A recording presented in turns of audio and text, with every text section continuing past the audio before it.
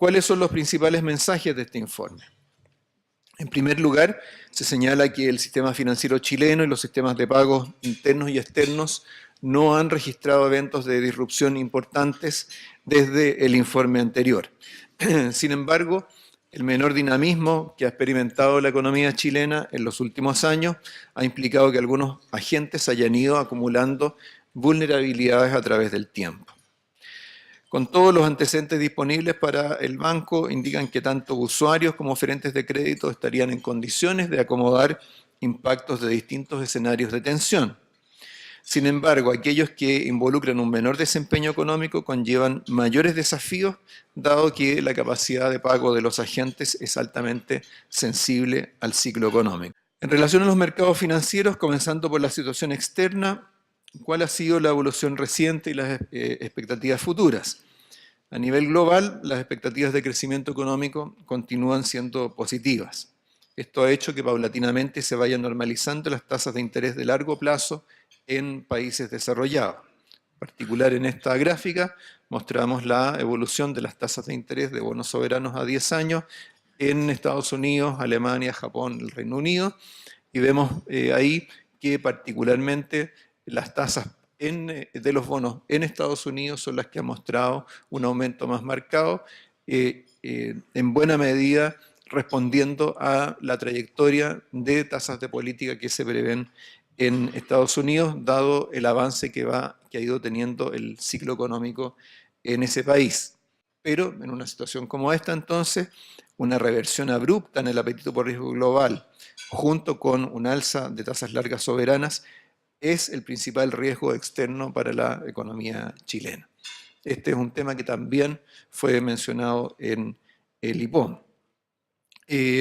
Vemos cambios importantes en las características del mercado de deuda soberana y en buena medida también en el comportamiento o las características del mercado de renta fija.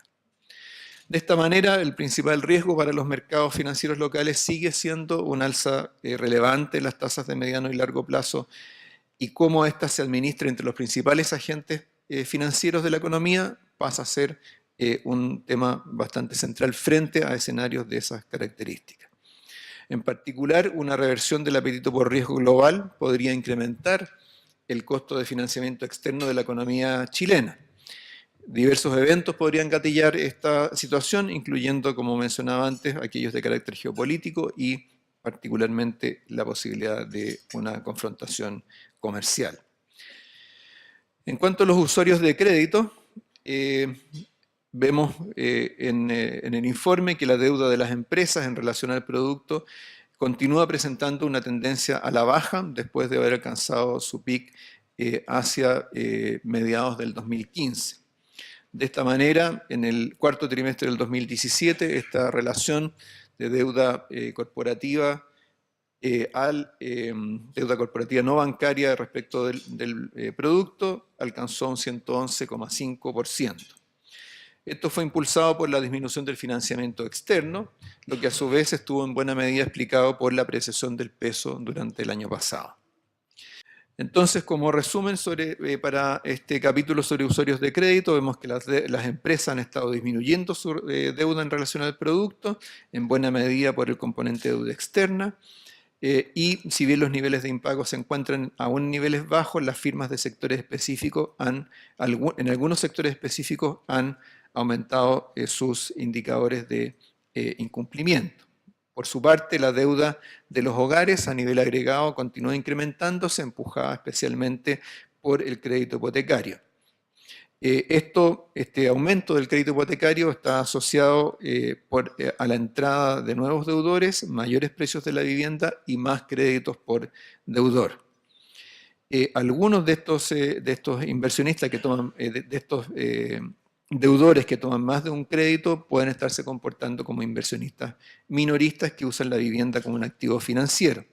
En cuanto a la deuda no hipotecaria, vemos una mayor participación de los oferentes no bancarios en este análisis observamos que hay un mayor nivel de endeudamiento o el crecimiento del endeudamiento ha sido mayor para hogares de ingresos medio altos con un aumento transversal en la carga financiera. En el caso de los impagos hay un aumento gradual para los créditos de consumo bancario, pero hay una diferencia importante de niveles con el crédito de consumo no bancario. En estas circunstancias, entonces, un deterioro en el mercado del trabajo podría disminuir la capacidad de pago de los hogares, particularmente aquellos que tienen mayores niveles de endeudamiento y menores holguras financieras. Nuevamente, esto tenemos que mirarlo desde la perspectiva del informe de estabilidad financiera, que es de vulnerabilidades. Y, por lo tanto, a través de esto, lo que identificamos es una vulnerabilidad importante, especialmente en el caso de los hogares, a cambios, a deterioros en el mercado del trabajo. Por otro lado, cuando hablamos de la evolución del crédito hipotecario y particularmente el hecho de que haya ido aumentando el número de deudores que tienen más de un crédito hipotecario, el tema de del acceso a la información sobre esos deudores pasa a ser especialmente importante.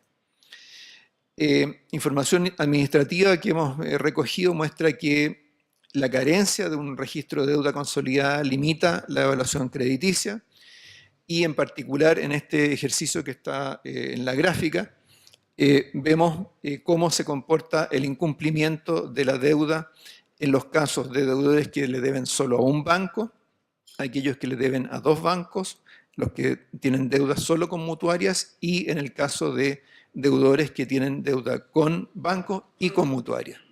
Y vemos que en este último caso las tasas de incumplimiento son significativamente mayores. Por supuesto, la escala de las proporciones de deudores que están en cada una de estas categorías es distinta.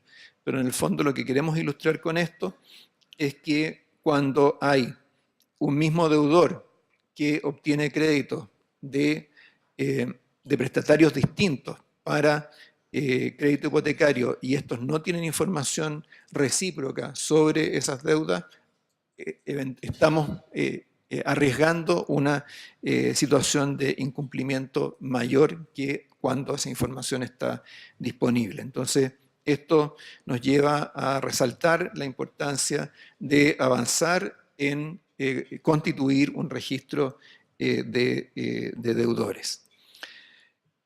Entonces, en síntesis, respecto de los oferentes de crédito, vemos que el crédito bancario ha representado un menor dinamismo en sus distintos segmentos.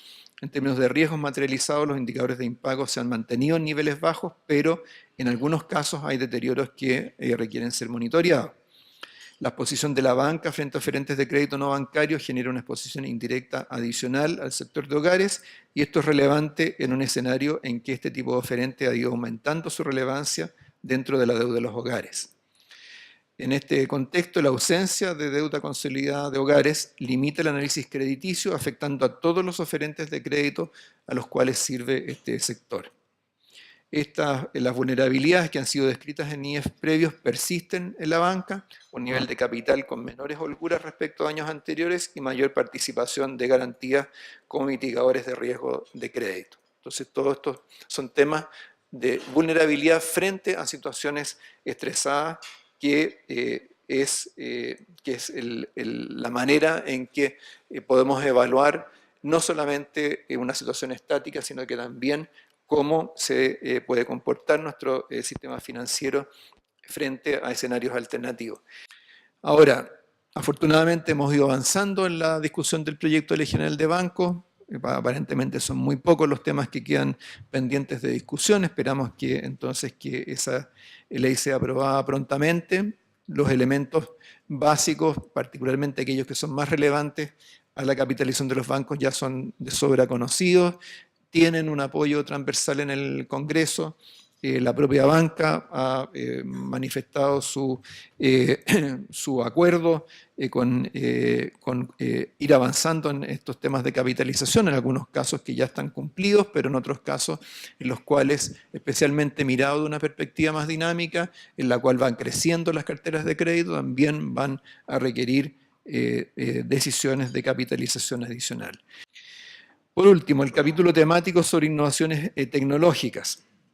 Estas son innovaciones que tienen beneficios potenciales importantes, especialmente en materia de inclusión financiera, también pueden contribuir a elevar la eficiencia, reducir los costos de transacción en los servicios financieros, promover la competencia, mejorar la evaluación y gestión de riesgo de las entidades financieras.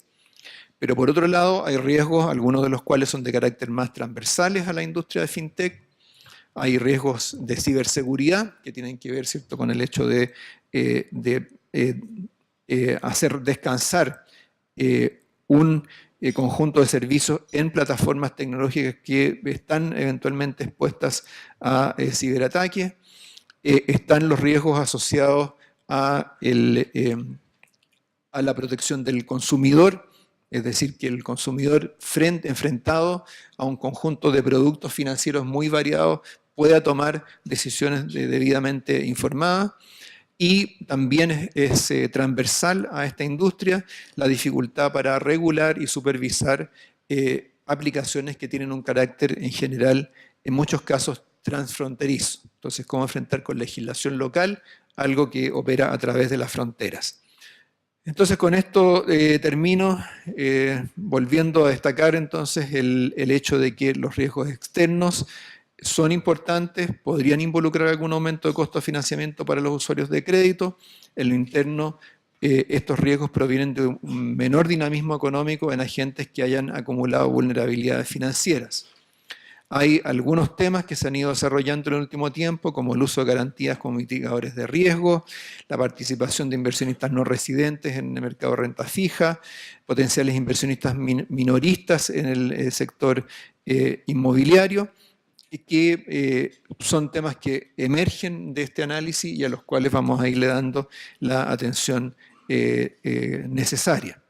Y finalmente hay otros temas que van surgiendo, de brechas regulatorias, desafíos que imponen las innovaciones tecnológicas que requieren avances probablemente legislativos, que no dependen directamente del Banco Central, pero donde el Banco Central estará dispuesto a colaborar, como lo ha hecho en otras oportunidades, para ir identificando cuáles son las regulaciones más adecuadas, fundamentalmente, desde nuestra perspectiva, ligadas a el control de riesgos de carácter más sistémico y el fortalecimiento de la estabilidad financiera para fortalecer la estabilidad de la economía en su conjunto.